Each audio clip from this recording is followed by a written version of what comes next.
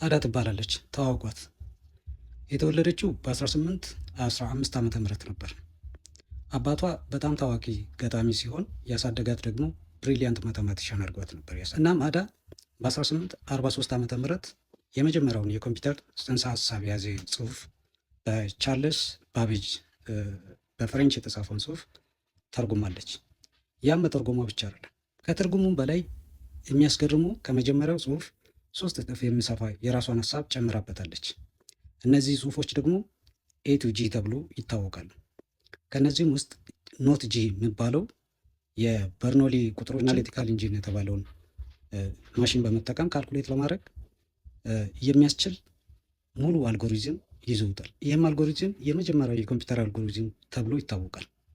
በዚህ ምክንያት አዳ የመጀመሪያዋ የዓለማችን የኮምፒውተር ፕሮግራመር ተብላ ትታወቃለች። ምን ይመስላችኋል?